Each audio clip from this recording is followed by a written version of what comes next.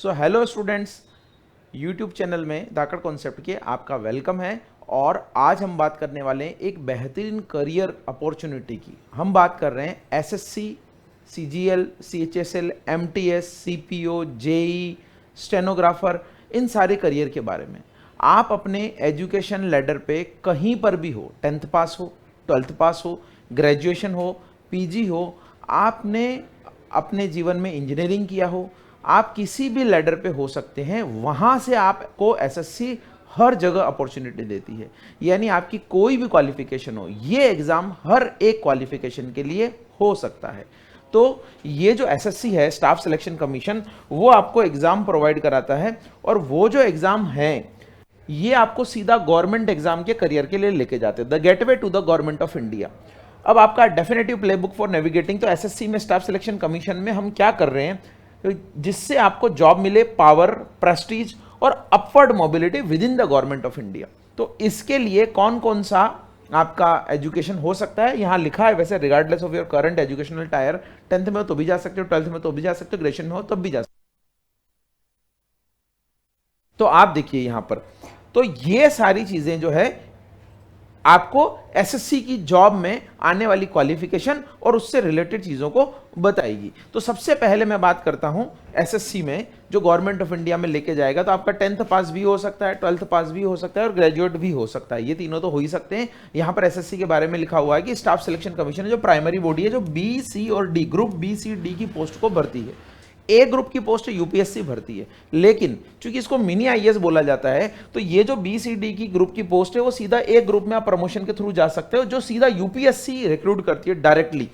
और वहां पर तो कई सारे बैरियर्स हैं। यहां पर आप एसएससी के थ्रू जाइए, कोई इंटरव्यू नहीं देना है, कोई बहुत हैवी एग्जाम नहीं क्रैक करना है, एसएससी करना है जिसमें सिर्फ एमसीक्यूज आते हैं, कोई ऑब्जेक्टिव नहीं आता है। और सीधा आप 10-12 साल में, अगर सीजीएल में सेलेक्ट हुए हैं तो 10-12 साल में आप वहीं पहुंच जाएंगे जहां पर यूपीएससी आपको लेती है।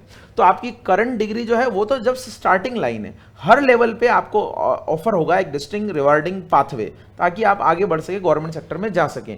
और इसीलिए एसएससी के एग्जाम को मिनी आईएएस भी कहा जाता है भारत में, क्योंकि एसएससी सीजीएल को अगर आप क्लियर करके 10 से 12 साल के प्रमोशन में जो है आप देखेंगे तो एग्जैक्ट वहीं पर जा सकते हैं जहां पर यूपीएससी या जो अदर आईआरएस, आईपीएस, आईएएस जहां से आप रिक्रूट होते हैं, जिन डिपार्टमेंट में वो काम करते हैं, उसी डिपार्टमेंट में आपकी अप्रोच हो जाएगी। इसके साथ ही एसएससी आपको ग्लोबल गेटवे भी प्रोवाइड करती है। ग्लोबल गेटवे कैसे? आपको विदेश में पोस्टिंग का भी मौका मिलता है। तो आइए जानते हैं इन सब के बारे में।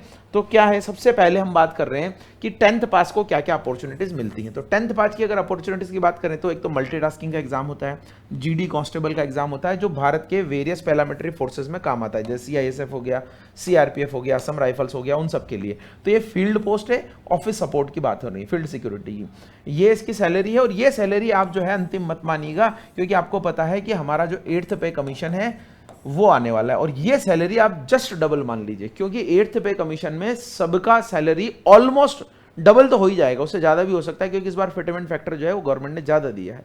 तो डीएवीए मर्ज करके आप ये मानिए किसी की 50,000 की सैलरी, उसकी 1,10,000 तो हो ही जाएगी। और यहां पर क्या है, यहां पर आपको फास्ट ट्रैक डिपार्टमेंटल एग्जाम होते हैं जो सीधा एएसओ को लेके जाते हैं। सेक्शनल ऑफिसर भी आप बन सकते हैं।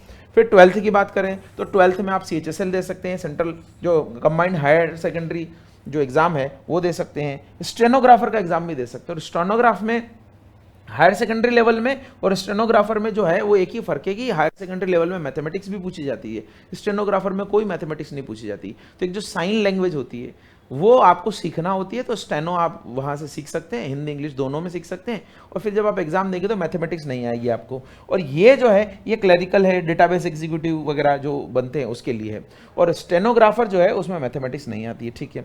फिर अगर हम बात करें ग्रेजुएशन की, जो सबसे दमदार और प्रेस्टिजियस पोस्ट आती हैं वो सीजीएल के थ्रू आती हैं। उसके अलावा जहां पर आप जीडी कांस्टेबल, जिन जिन पैरामिलिट्री फोर्सेज में बनते हैं, सीआईएसएफ, सीआरपीएफ, असम राइफल्स हो गया, या फिर आपका जो हमारा बॉर्डर सिक्योरिटी फोर्स है, आईटीबीपी हो गया या बीएसएफ हो गया, उनमें जहां से कांस्टेबल बनते हैं वहीं यहाँ पर इनमें इंस्पेक्टर की पोस्ट आती है पुलिस ऑर्गेनाइजेशन जो है सीपीओ के थ्रू, और जूनियर इंजीनियर की रिक्रूटमेंट भी आती है। अब आप इंस्पेक्टर बन सकते हैं, ऑडिटर बन सकते हैं, सब इंस्पेक्टर बन सकते हैं, इंजीनियर के लिए जा सकते हैं, ये सारे इसमें कर सकते हो। ये सैलरी भी आप डबल मानिएगा। और यहाँ से क्या होता है, आईएएस की ट्रेजेक्टरी आपको मिल जाती है। और एमईए यानी मिनिस्ट्री ऑफ एक्सटर्नल अफेयर्स की अगर हम बात करें तो वो आपको फॉरेन पोस्टिंग का मौका भी देता है विदाउट एनी इंटरव्यू।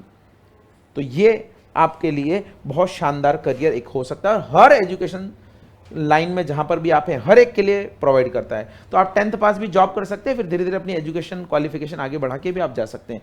तो हमारे पास में क्या है, देखो एमटीएस के बारे में थोड़ा बहुत हम रोल डिस्कस कर लेते हैं। इसका काम तो ऑफिस सपोर्ट है, फाइल मूवमेंट है, सेंट्रल गवर्नमेंट वगैरह में, ज़्यादातर दिल्ली में है। एनवायरमेंट स्टेबल है और लो प्रेशर डेस्क जॉब है, को बहुत ज़्यादा कुछ खास नहीं, इसलिए थोड़ी सैलरी भी कम है। लेकिन जीडी कांस्टेबल क्या है, जीडी कांस्टेबल जो है इंटरनल सिक्योरिटी से रिलेटेड है, border patrol, BSF, CISF, CRPF, ITBP, NIA वगैरह, इनसे एनआईए में भी जो है यहाँ से पोस्टिंग मिल सकती है आपको, और यूनिफॉर्म मिलती है आपको, और हाई फिजिकल एक्टिविटी की जॉब है। लेकिन उसके अकॉर्डिंग फिर पैसा भी मिलता है। अगर आपको सियाचिन में पोस्टिंग मिल गई या कहीं ऐसी जगह पोस्टिंग मिल गई, लेह लद्दाख में मिल गई, तो वहां पर आपको सेंसिटिव जोन होते हैं, उसका भत्ता भी मिलता है। तो यहीं पे आपका जो है 65,000 प्लस भी हो सकती है, रिस्क अलाउंसेस भी आपको मिलता है, क्योंकि आपका सेंसिटिव जोन लेह लद्दाख में पोस्टेड है, तो वहां से भी आपको मिलता है। फिर अगर हम बात करें 12th पास पे, तो 12th पास में मैंने एक बताया, एक तो सीएचएसएल है, कंबाइंड हायर सेकेंडरी लेवल का एग्जाम है, एक आपका स्टेनोग्राफर है। तो ये मिनिस्ट्री की बैकबोन यही है, मिनिस्ट्री की बैकबोन यही, एक्चुअल में तो काम यही करते हैं। एग्जीक्यूशन जो काम का है वो पॉलिसी बनाने वाले बनाते हैं, लेकिन ऑफिस में बैठकर काम करने वाले यही लोग हैं। तो लोअर डिवीजन क्लर्क हो गया, डेटा एंट्री ऑपरेटर हो गया, ये सारे हैं। और 100% कंप्यूटर बेस्ड डेस्क जॉब ही है एक्चुअली, क्योंकि सब जगह हो गया है। तो सीएजी में ले लीजिए या कहीं और ले लीजिए, वो सारे में। फिर अगर स्टेनोग्राफर की बात करें, तो स्टेनोग्राफर जो है ये क्या करता है, पर्सनल सेक्रेटरीज होते हैं टॉप मिनिस्टर्स के। तो आप सोचिए कितनी शानदार लाइजनिंग होगी, मिनिस्टर जो भी बोल रहे हैं कर रहे हैं वो आपको साइन लैंग्वेज में लिखना होता है।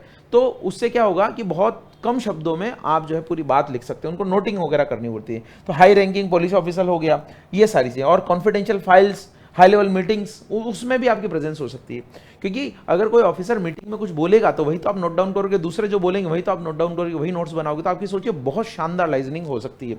और 100% focus on English, reasoning, GK, 200 number का आपका पेपर होता है, और followed by shorthand skill test, और फिर एक स्किल टेस्ट होता है जिसमें आपको स्टेनो का ये करना होता है। इसमें आपका मैथमेटिक्स नहीं आता है, ये आप ध्यान रखिएगा। तो ये 2 हो गया। फिर तीसरा जो सबसे बड़ा लेवल है वो है सीजीएल का, जो तो आपको मिनी आईएएस की सारी कैटेगरी प्रोवाइड कराता है। इनकम टैक्स हो गया, कस्टम हो गया, एग्जामिनर हो गया, सीबीआई हो गया, नारकोटिक्स हो गया, एमईए हो गया, सेंट्रल सेक्रेटरीट हो गया। ये ग्लोबल और डेस्क दोनों प्रोवाइड कराता है आपको।